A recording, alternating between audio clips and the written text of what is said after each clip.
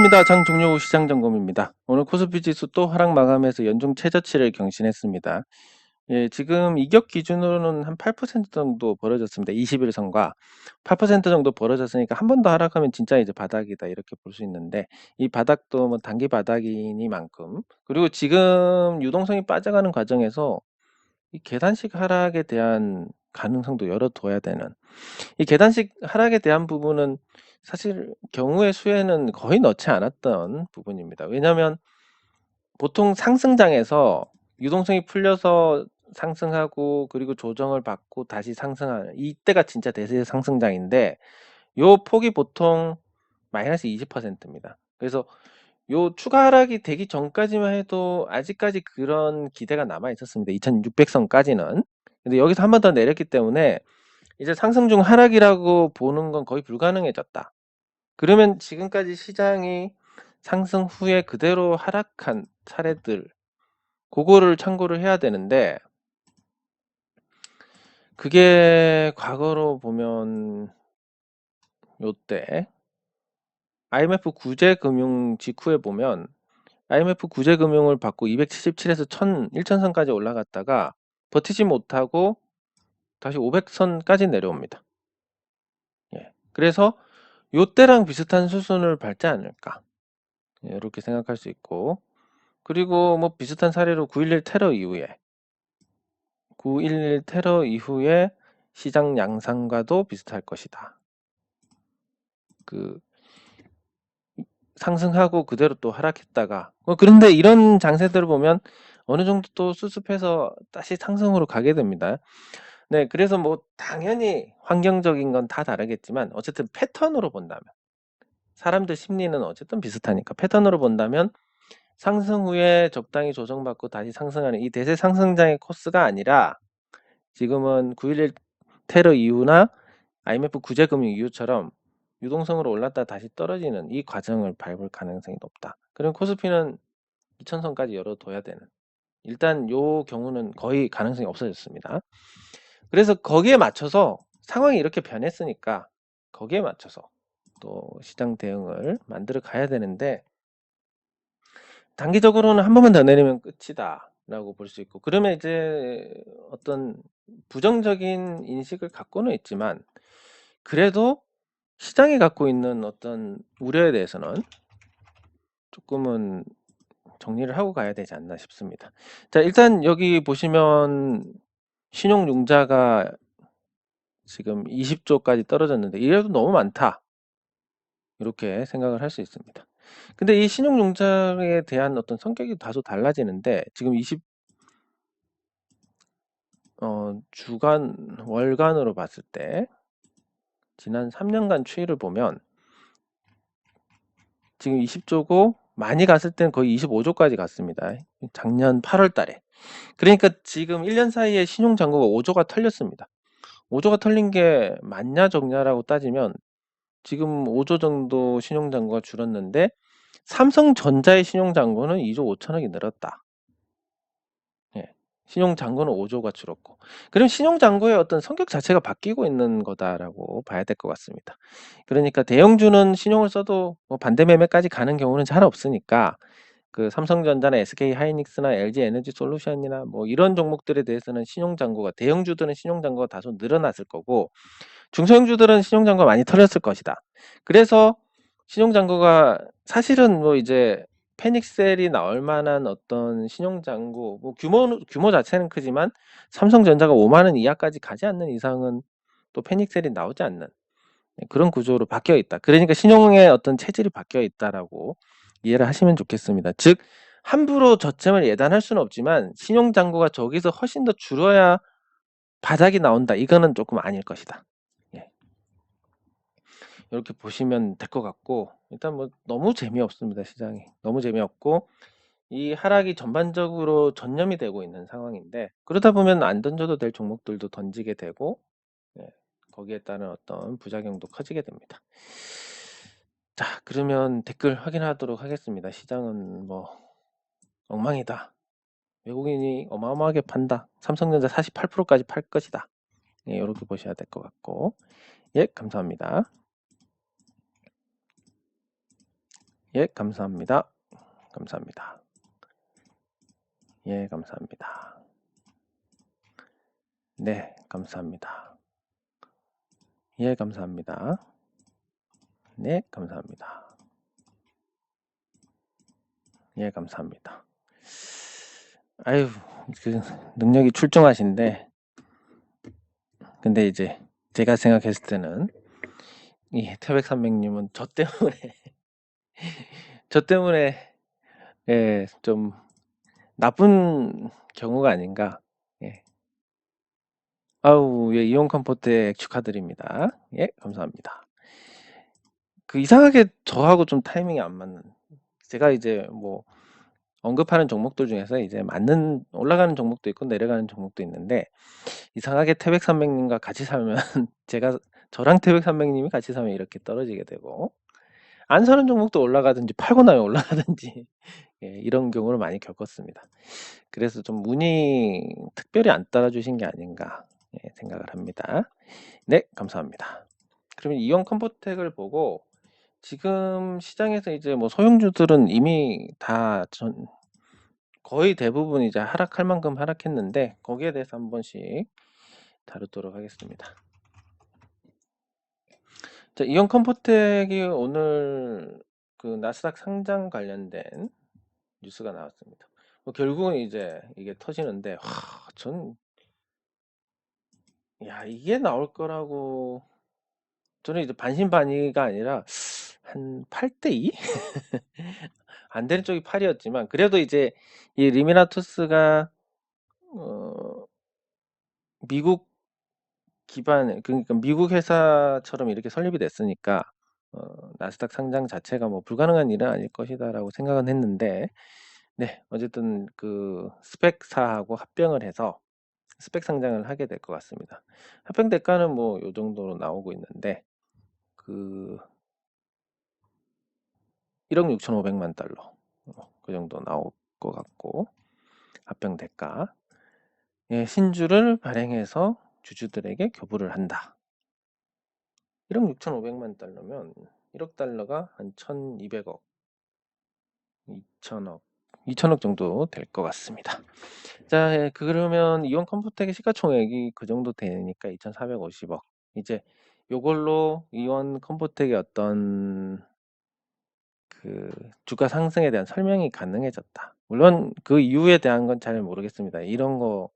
저는 이런 거 되는 걸 못 봤기 때문에 면역 항암제 신약 이런 거 되는 걸 못 봤기 때문에 그렇죠. 어쨌든 단기적으로는 예, 주주들이 맞았고 그리고 오랜 수련 끝에 쌌으니까 이게 내일 반응이 어떻게 될지 모르겠습니다. 이 내일 반응이 더 좋다라고 하면 이게 오랜 에너지를 방향성을 잡고 한 방에 가는 거니까. 예, 굉장히 긍정적인 흐름이 나올 가능성이 큽니다. 근데 만약에 내일 밀린다. 내일 이렇게 밀려버린다. 그러면 이게 속임수 상승이 돼서 에너지는 아래쪽으로 흐르게 되니까 아주 나쁜 흐름이 될 수 있다. 예, 그래서 지금은 정말 뭐 아니면 도다. 내일 오전에 주가 흐름이 앞으로의 수개월에 걸쳐서 많은 투자자들의 어떤 그 운을 결정을 하게 될 것 같습니다. 네, 그런데 뭐 에너지를 축적한 게 20년, 21년, 22년까지 해서 한 2년 반 동안 에너지를 축적했기 때문에 만약에 상승한다면 진짜 어마어마한 에너지가 나오지 않을까. 반대로 하락한다고 해도 마찬가지입니다. 그래서 이제 이제 롤러코스터가 움직이기 시작하는 상태라고 그렇게 정의를 할 수 있는데 뭐 단기 거래량이나 이런 걸 봤을 때는 상방의 가능성이 조금 높아 보인다. 예, 이렇게 보시면 되겠습니다. 어쨌든 와, 이 소문이 뉴스가 됐다라는 거 그것만 해도 대단하다라고 평가를 할 수 있습니다.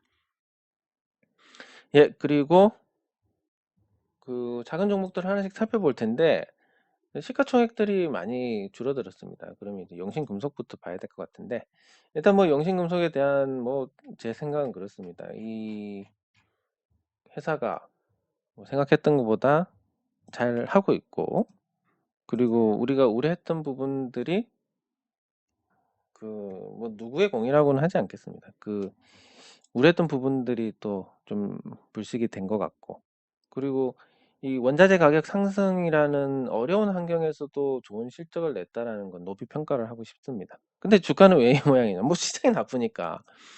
그러면 이제 당신은 어떻게 할 거냐? 저는 이제 뭐 기보유한 거에다가 앞으로 이제 양도세가 없어지니까 100억까지는 양도세가 없습니다. 그리고 뭐 2% 이것도 없어집니다. 그럼 이제 돈 생길 때마다 사야지 이런 마음을 갖고 있습니다. 근데 돈, 돈이 안 생겨서 문제지. 그래서 제 스케줄로 보면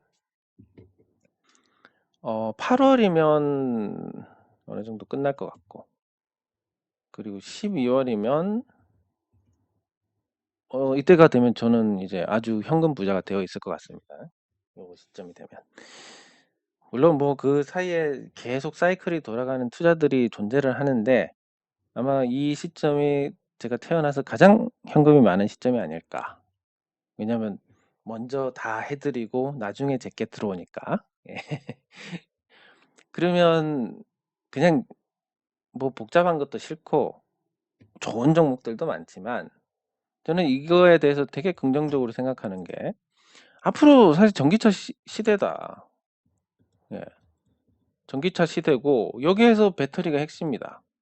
근데 저는 배터리에 대해서 이제 이미 굉장히 부정적으로 봅니다. 말씀드렸듯이 요 전기차 배터리가 있다면 요거 계속 이렇게 쌓여 나가다가 충전할 때 이렇게 팍 팽창하면 요 분리막을 찢어버린다 라고 말씀을 드렸고, LG화학 쪽에서는 이제 이거에 대한 문제점을 해결했다. 지금까지 화재의 원인이 이건데 문제점을 해결했다라고 합니다. 근데 그 해결했다라고 한 시간적인 측면에서 이 전기차 배터리는 어쨌든 10년 동안 쓸 건데 1년 동안 해가지고 문제를 해결했다라고 하는 게 과연 맞을지, 그 뭐 부품의 노화도 있을 것이고 등등. 예, 거기다가 이게 충전할 때 이렇게 팽창하면서 푹 찌르는 게 충격을 받아서 이렇게 푹 찌를 수도 있는 거고. 그래서 이 화재에 대한 문제는 좀 어렵다라고 봐야 될 것 같습니다.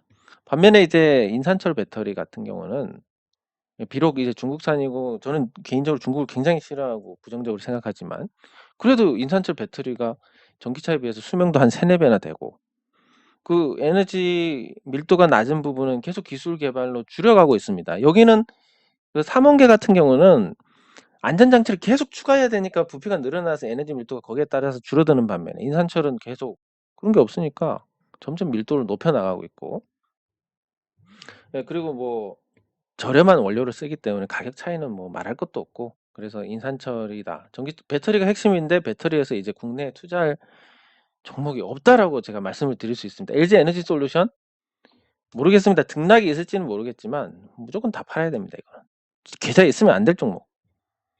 삼성 SDI 그나마 이제 그 국내 업체들 중에서 그나마 제대로 된 길을 가고 있지만 그래도 주가가 너무 비싸다. 매력 없다.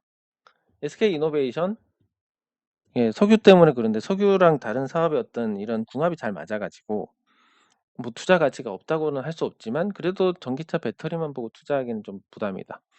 세 개 다 별로입니다. 전기차에서 배터리가 별로고 모터는 있는데 비상장 회사고 상장 관련해서 투자할 기회를 놓쳤습니다. 이제 뭐 다른 자산운용사하고 그 투자를 해서 상장을 하는 그 수순을 밟을 텐데 상장 초기에 사면 뭐 비싸서 못 사는 거고 아무리 좋은 회사라도 뭐 그러면 이제 투자 기회는 날아간 거고 모터도 날아갔습니다. 그럼 뭐가 남았느냐? 전기차에서 뭐가 남았느냐? 부품, 소재 다 어마어마하게 올랐습니다. 도저히 살 수 없는 수준까지 올랐습니다. 그러면 세계 1위 업체에 납품을 하고 그리고 세계 2위 업체도 납품을 하고 2위가 현대차입니다. 이 업체에 투자하는 부품주 중에서 실질적인 어떤 실체가 있는 거. 영신금속은 저거 하지 않습니까? 이 공장 짓고 있지 않습니까? 전기차 전용으로. 뭐 그것만 해도 실체가 있는 거고. 그리고 뭐 1공장도 자동화로 인해서 어느 정도 경쟁력도 있고, 이 공장은 더 그걸 바탕으로 더 자동화가 잘 될 거고, 전기차에 납품되는 거다 보니까 부가가치도 높을 거고. 그러면 이제 내년에 완공되면 충분히 뭐 지금보다 훨씬 좋은 상태가 될 것이다. 그렇게 생각을 해볼 수가 있겠습니다. 그래서 뭐 전기차 종목 중에 잡아야 될 건데 앞으로 전기차 대세니까 뭐 찾아보니까 없습니다. 예. 그래서 이거 어차피 익숙해진 상태고 그리고 뭐 싸고 일단 주가가 그러니까 더 사 나가야지 이런 생각. 그래서 뭐 내년에 이제 공장 관련된 예, 어떤 완공 소식이 들리고 그리고 뭐 전기차뿐만이 아니라 수소차라든지 이런 쪽으로 이제 친환경차 부품 매출이 늘어나고 이렇게 되면 이제 당연히 지금보다 나은 상태가 되지 않을까. 거기다가 이제 그런 부분들이 있습니다. 공장 설비 투자할 때 설비 투자에 돈이 계속 들어가니까 주가가 부진하다가 설비 투자 완공되면 돈은 안 들어가고 매출이 발생하니까 이게 이제 설비 투자 크로스라고 하는데 요게 앞으로 어 내년쯤에 내년 상반기에는 이게 발생하지 않을까. 그럼 뭐 올해 내리면 자꾸 사 모아 가지고 좋아졌을 때 수확하는 게 차라리 뭐 이 종목 저 종목 다 펼쳐 놓고 스트레스 받고 시장 약세에 타격 받는 것보다 낫지 않을까 이런 생각을 해보게 됩니다. 네, 그래서 일단 뭐 제 계획은 그렇고 그 외에 뭐 특별한 투자 계획은 없습니다. 다른 종목들 어, 좋은 종목들은 많지만 제가 뭐 익숙한 종목이 아주 좋은 가격으로 내리면 모를까 그런 거 당장은 이제 계획이 없고 뭐 말씀드렸듯이 특별히 이제 가격이 싼 종목들 이게 뭐 어디까지 떨어질지 누가 알겠습니까? 뭐 지금 가격도 괜찮지만 뭐 제가 발을 안 담근 이상은 뭐 많이 떨어지는 게 좋으니까 일단 방치하는 게 맞을 거고 그리고 뭐 여건이 그렇습니다. 비싸서 못 살 것도 있지만 다른 거 뭐 이게 정말로 회사의 경영진이 주주들의 이익이 아니라 특정 주주 즉 최대 주주의 이익만을 목적으로 뭔가를 경영을 하고 있다 아니면 그런 의혹이 있다라는 부분이 나와야 뭐 어떤 액션이 취해지는 거지 무조건 싸다고 할 수 있는 것도 아니고 우리가 뭐 양아치처럼 회사 두드려 가지고 뭐 하는 것도 아니고 정말 좋은 취지로 하자는 건데 네 그래서 뭐 주가가 떨어졌으니까 그런 쪽에서 어떤 의혹이 있다면 주주 운동의 어떤 대상으로 볼 수는 있겠지만 그 전의 상태로 본다면 단순히 이제 주가가 많이 싸네 예, 주가가 싸니까 뭐 요거보다 더 싸지겠어 그 정도의 관점입니다. 예, 지금 많이 저렴해진 건 맞는데 영신금속 내년 크로스가 나오는 그게 언제였지?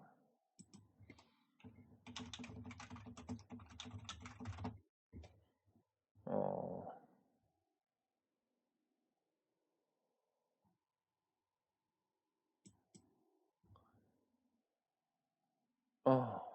그때 뭐 있었는 뉴스가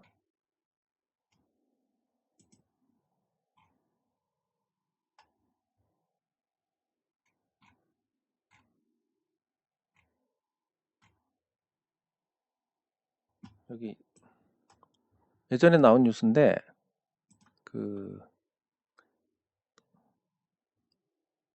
친환경 전기차용 패스너 전용 공장 설립을 추진 중이고 6,300평에서 69,000톤을 생산을 한다.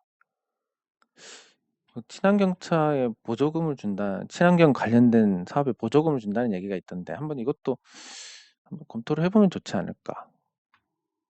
요 분야에 정부가 그냥 보조금을 줬다라는 얘기가 있습니다. 근데 공장 설립이 언제 될지는 모르겠지만 통상 한 1년 정도 잡으면 되니까 그 토지 1년, 공장 설립하는데 6개월, 한 내년 초쯤 좋은 소식이 있지 않을까 이렇게 생각을 해봅니다.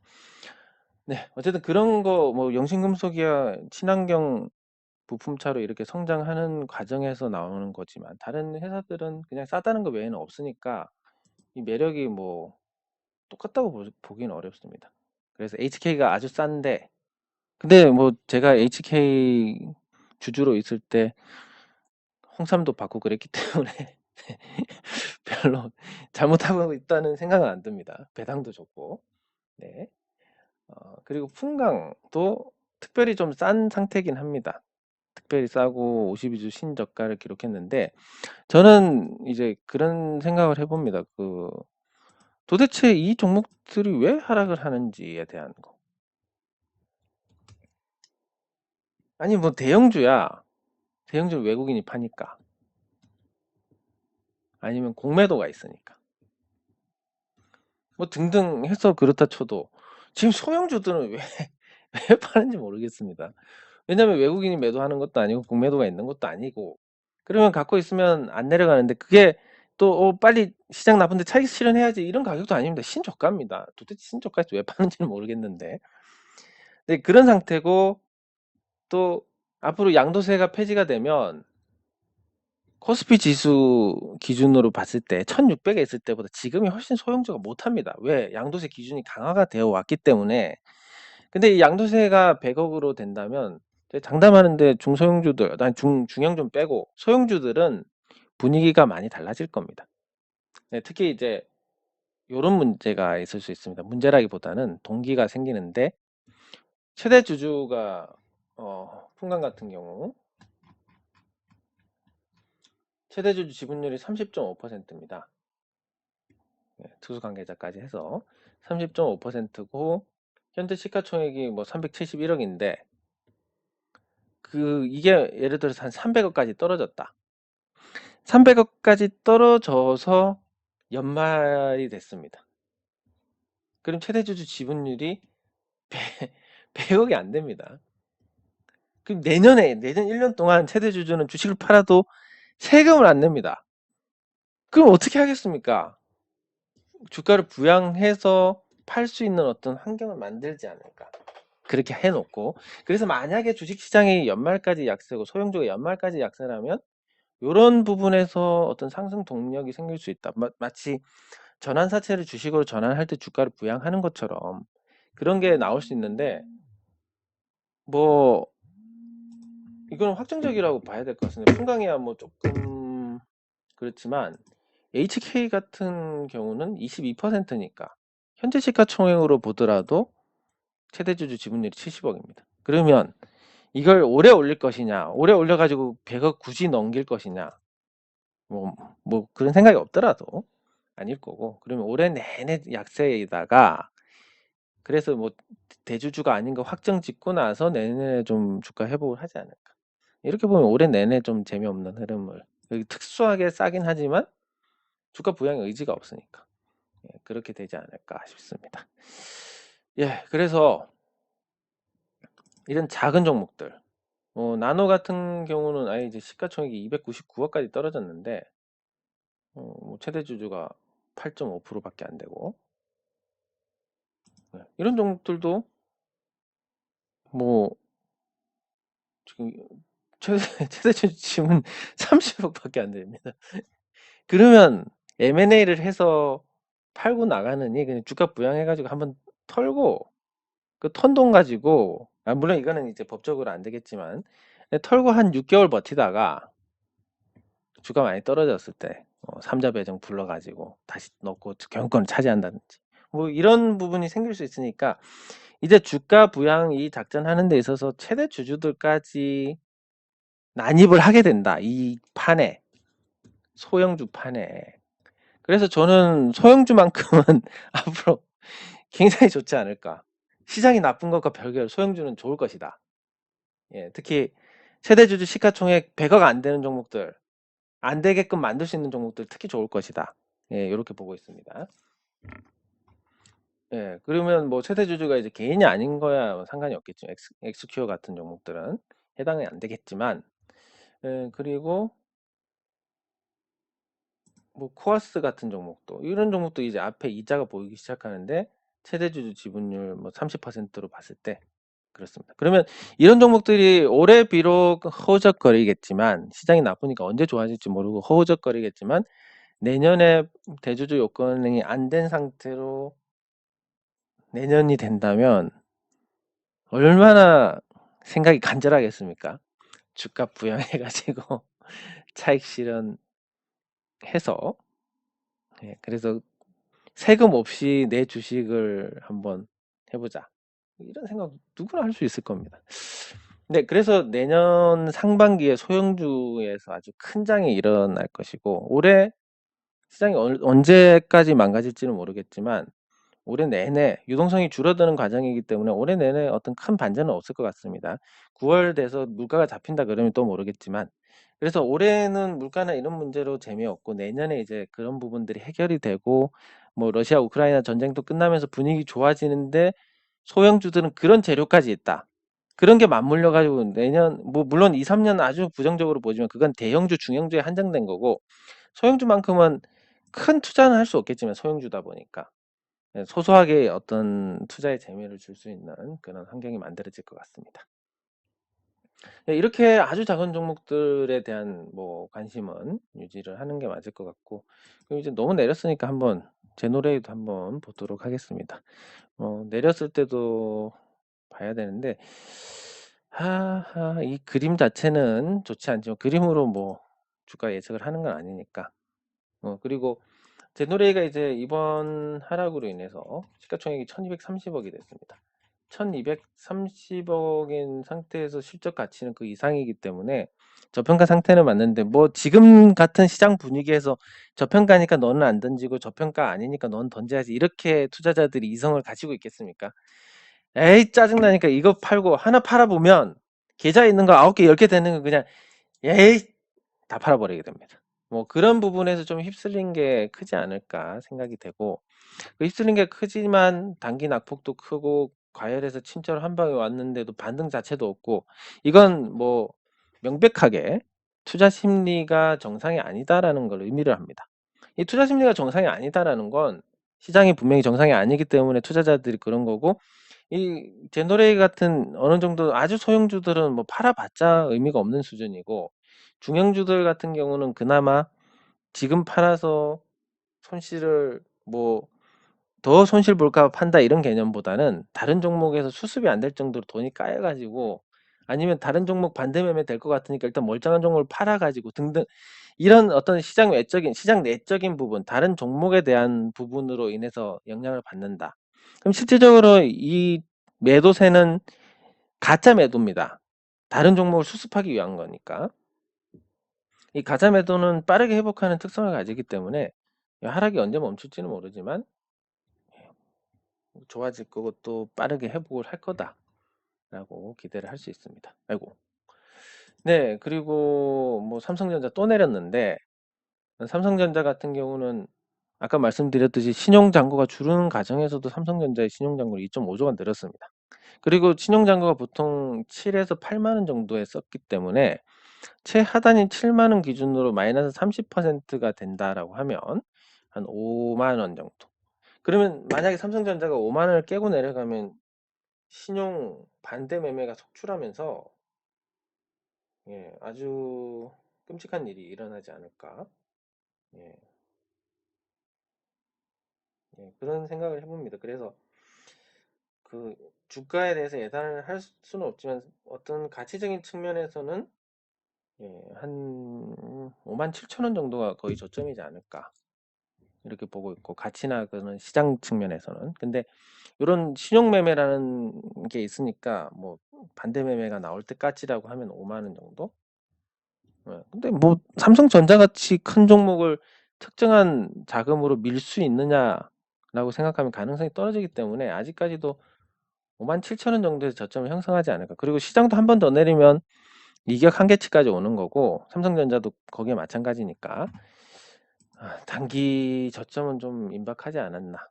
그래도 유동성이 빠지는 시기이기 때문에 반등 자체가 굉장히 작습니다. 그래서 이거 단기 반등 보고 들어가는 것도 조금 쉽지가 않아요. 매우 쪼개서 매우 적은 양으로 접근을 해 나가는 게 좋습니다. 네, 그리고 카카오가 단기 반등이 나올 거라 생각했는데 나오지 못했습니다. 저점을 깬 지도 한참 됐고 단기 낙폭에 대한 어떤 반등을 기대할 수 있는 자리에서 그렇지 못했는데 이제 뭐 시체 없는 종목들은 다 나락으로 가고 제자리로 가게 될 것 같습니다. 카카오가 지금 상태에서 뭐 적정 주가라고 한다면 계속 말씀드리지만 요거의 반토막 한 35,000원 정도입니다. 상승 시작하기 전에가 적정한 수준이고 그 코로나나 이런 걸 통해서 이제 거품이 많이 형성이 됐었고 그 거품이 빠지는 과정이고 항상 그렇지만 하락은 언제 겪어도 적응이 되지 않고 힘든 과정입니다. 예, 그래서 계속 고통을 받을 수밖에 없고 카카오톡 전 국민이 다 사용하잖아. 모릅니다. 뭐 텔레그램으로 언제 옮겨갈지. 예, 이것도 모르고 저것도 모르기 때문에 점점 시장은 유동성이 빠질수록 부정적인데 포커스를 맞출 수밖에 없고 그 부정적인데 포커스를 맞춰도 해당되지 않는 것은 주가가 이미 다 빠질 만큼 빠져서 더 빠질 데가 없는 아니, 소형주밖에 없다라는 거. 예, 그리고 대형주는 법인세 인하로 그나마 약간의 이익 증가를 기대할 수 있고 소형주는 양도세 폐지로 활력을 찾을 수 있는데 중형주들은 뭐 어떤 기대할 수 있는 부분들이 없습니다. 그리고 대형주에서 지수 하락을 주도하는 건 기술주고 미국 기술주하고 연동된 그 기술주에 카카오나 네이버가 같이 들어가 있는 상태다 보니까 이 종목들의 저점 이탈 행진은 시장보다도 더 이어지지 않을까. 예, 네이버도 마찬가지로 계속 부진한 흐름이 이어지고 있습니다. 그래서 코로나 때 이 종목들이 뭐 40만 원을 넘고 네이버도 46만 5천을 가고 아주 힘이 있을 때야 계속 사게 되고 또 그게 맞는 거라고 생각이 들지만 결국은 결과가 어떻게 나옵니까? 쌀 때 샀던 사람들이야 뭐 큰 문제가 없지만 비싸게 샀던 사람들은 지금 어마어마한 손실을 보고 있다라는 거. 그러면 이런 사람들이 단순히 손실만 갖고 평가 손실만 갖고 문제가 되는 게 아니라 여기서 이제 샀던 사람들 이렇게 생각합니다. 싸게 사는 게 분명히 장기 투자입니다. 쌀 때 아주 좋은 가격에 사서 비쌀 때까지 갖고 가는 게 그리고 미래에 관심을 받을 만한 종목인지 저평가고 재무가 안정되어 있는지 등등 다 따져보고 이제 이게 장기 투자를 하는 건데 무조건 길게 갖고 가는 거 장기 보유를 장기 투자로 착각하시는 분들은 이때 가서 물론 안 그래도 손절을 못 하겠지만 그냥 장기 투자해야지라는 생각으로 갖고 가게 됩니다. 장기 투자 아무 쓸모 없더라라고 해서 단타로 전향하기 때문에 단순히 이번 손실뿐만이 아니라 미래의 손실까지 확정짓는 아주 나쁜 케이스가 되고 이런 부분들이 우리가 시장에서 굉장히 지양을 해야 될 부분들이다라고 정리를 할 수 있습니다. 네, 그리고 너무 다들 많이 빠져가지고 참 뭐 볼 게 없는데 그나마 이제 뭐 LG 에너지 솔루션이 버티는 근데 이제 보호 확약 물량 쏟아질 때까지 한 달 남았습니다. 그때까지 주가가 버티는데 시장이 못 버티면 어떻게 되겠습니까? 그때 무너지는 거고 그 전에 이미 시장 망가질 때마다 이제 보호 활강 물량 나오는 거에 대한 공포감이 점점 현실화되면서 또 밀릴 거고 결과적으로 뭐 카카오페이도 그랬고 뭐 상장 초반에 거품 논란이 있었던 종목들이 그렇듯이 공모가 아래로 떨어져 내려갈 것이고 그게 시장의 유동성이 빠지는 것과 맞물리면 굉장히 많은 낙폭을 기록하게 될 것 같습니다. 공모가의 한 절반 정도? 예. 이것도 사실 비싼 건데 그런 수준까지 떨어져야 조금 진정이 되지 않을까 싶은. 예. 그래서 LG 에너지 솔루션은 지금 이제 한 달 이후에 거의 명백하게 하락으로 방향을 잡지 않을까 이렇게 볼 수 있으니까 경계가 더 필요한 상태다라고 볼 수 있습니다.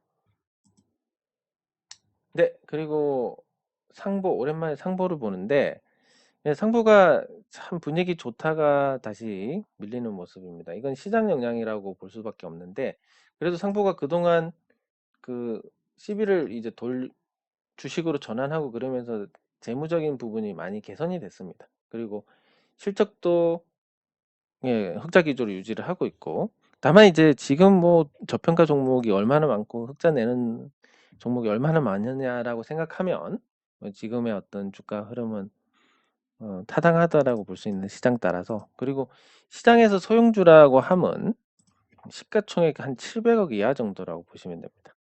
이 700억을 넘어가면 뭔가 애매한 사이즈 때문에 또 안심하고 대응을 하기가 어렵습니다. 그래서 700억 이하인 종목들에 한정해서 그 양도세 문제라든지 양도세 완화 그리고 외국인의 자유롭고 공매도도 없고 세대주주 지분율이 100억이 안 됐을 때 내년에 주가 부양의 어떤 동기가 생긴다는 측면까지 더해서 조금 유망하다라고 볼 수 있는 거고, 소형주 중에서 크게 어중간한 애들은 이제 실적으로 승부를 봐야 됩니다. 그래서 실적이 많이 나오느냐 안 나오느냐에 따라서 주가가 결정이 될 건데, 그게 이제 확인을 하려면 8월 중순은 돼야 될 거고, 8월 말이나. 예, 그리고 2분기보다는 3분기 실적이 진짜일 가능성이 큽니다. 금리 인상에 대한 어떤 타격들을 직간접적으로 받았을 거기 때문에.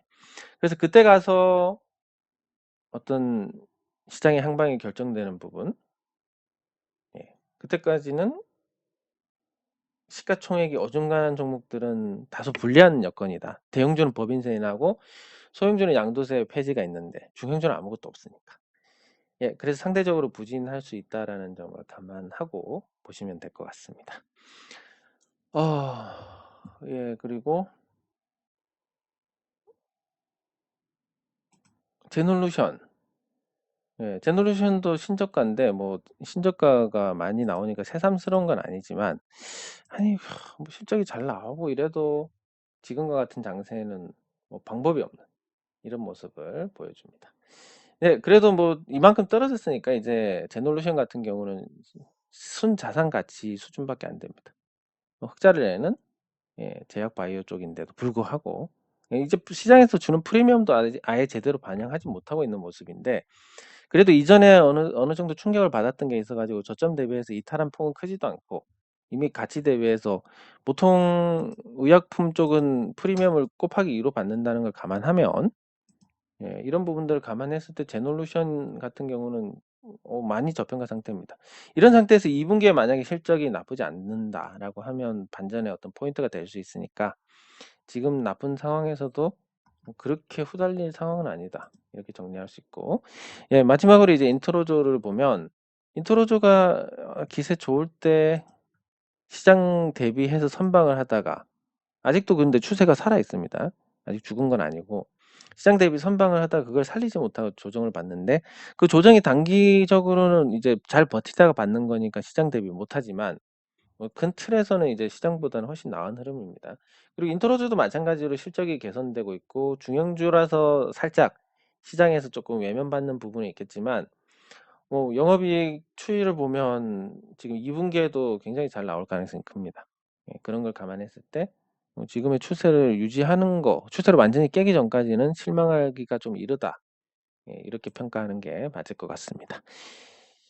네, 장 종료 후 시장 점검은 여기서 마치도록 하겠습니다. 수고하셨습니다.